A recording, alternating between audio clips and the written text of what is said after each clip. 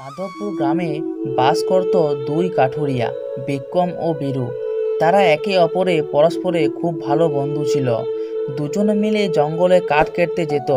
সেই কাঠ বাজারে বিক্রি করে যা টাকা পেত তা দিয়ে দুজনের সংসার চলে যেত। কিন্তু বীরু একটু লোভী ছিল। একদিন দুজনে জঙ্গলে কাঠ কাটতে যাওয়ার সময়, বুঝলি বিক্রম, রোজ রোজ আর জঙ্গলে এসে কাঠ কাটতে ভালো লাগে না। যদি কোনো কাজ না করে টাকা পেতাম তাহলে হয়তো খুব ভালো হতো, কি বলিস? আরে বন্ধু, আমরা জঙ্গলে কাঠ কেটে বিক্রি করলে কিছু পয়সার মুখ দেখতে পাই, তাই দুবেলা দুমুঠো খেয়ে বেঁচে আছি কোনোরকমে। কিন্তু এইভাবে তো বেঁচে থাকার থেকে না থাকাই অনেক ভালো। এই জঙ্গলের মধ্যে কোথাও যদি কোনো গুপ্তধন পেতাম তাহলে হয়তো ভালো হতো, কি বলিস? বেশি লোভ করিস না, ভগবান আমাদেরকে যা দিয়েছে তা নিয়ে বেশ আমরা ভালো আছি। নে এবার তাড়াতাড়ি পা চালা দেখি, বেলা তো প্রায় অনেক হলো। ভাবছি আজকে একটু জঙ্গলের গভীর দিকে যাব, ওদিকে বেশ শুকনো শুকনো গাছ আছে। চল তাহলে আজকে একটু জঙ্গলের গভীরে গিয়ে দেখি। এইভাবে তারা দুজনে কথা বলতে বলতে জঙ্গলের বেশ গভীরে গিয়ে পৌঁছে যায়।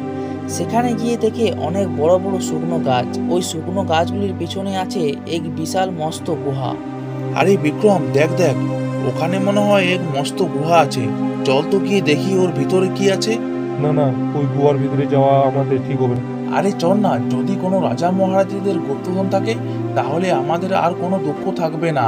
আমাদেরকে আর জঙ্গলে কাঠ কাটতে আসতে হবে না, আমরা অনেক বড় লোক হয়ে যাব। এই জায়গাটা কেমন যেন একটা গা ছমছমে, আশেপাশে কোনো পশু পাখি নেই। চলো একটু সামনের দিকে এগিয়ে শুকনো গাছগুলোকে কেটে ফেলি। অনেকটা পথ হাঁটার পর দুই বন্ধু একটু বিশ্রাম করে।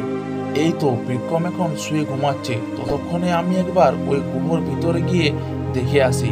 নিশ্চয় ওখানে অনেক গুপ্তধন আছে। এই বলে বীরু ওই গুহার ভিতরে যখনই ঢুকতে যায় তখনই বীরু একটি অন্য দুনিয়ায় পৌঁছে যায়। সেখানে দুজন সৈনিক দাঁড়িয়েছিল। তুমি কে? এখানে তুমি কি করে এলে? মনে হয় তুমি অন্য দুনিয়ার মানব। চলো, তোমাকে আমাদের মহারাজার কাছে নিয়ে যাব। বিক্রম উঠে দেখে তার বন্ধু বীরু কোথাও নেই। মনে হয় বীরু ওই গুহার ভিতরে ওই গুপ্তধনের সন্ধানে গিয়েছে। যাই একবার আমি দেখে আসি। তারপর বিক্রম যখন ওই গুহার সামনে যায় তখন সে যেন অদৃশ্য হয়ে কোথায় অন্য দুনিয়ায় চলে যায়। কে তুমি? এখানে কি করে এলে? চলো, তোমাকে মহারাজার কাছে নিয়ে যাই।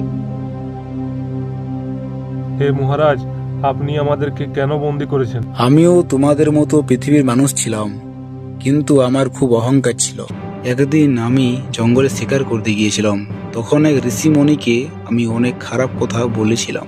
তখন ওই ঋষি আমাকে অভিশাপ দিয়েছিল। কি তোর এত অহংকার? তুই আমায় এরকম কথা বলিস?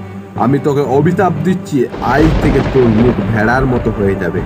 না ঋষিমণি, আমাকে এত বড় অভিশাপ দেবেন না। আমাকে ক্ষমা করে দাও, আপনার অভিশাপ ফিরিয়ে নিন। আমি যা অভিশাপ দিয়েছি তা তো আর ফিরিয়ে নেওয়া সম্ভব নয়, কিন্তু অভিশাপ মুক্তির একটা উপায় আছে। কি উপায় ঋষিমশাই? যদি তোকে কোনো সৎ বা সদার্থ মানুষ বিপদে আমাদের পাশে গিয়ে দাঁড়ায়, মানুষের উপকার করে, সেই ব্যক্তি যদি তোকে স্পর্শ করে তবেই তুই শাপমুক্ত হবি ও আগের রূপে ফেরত আসবি। এরপর বিক্রম রাজাকে স্পর্শ করে দেয় আর রাজা আগের রূপে ফিরে আসে। রাজা তখন খুশি হয়ে বিক্রমকে 100 সোনার মুদ্রা দেয় আর তাদেরকে ছেড়ে দেয়।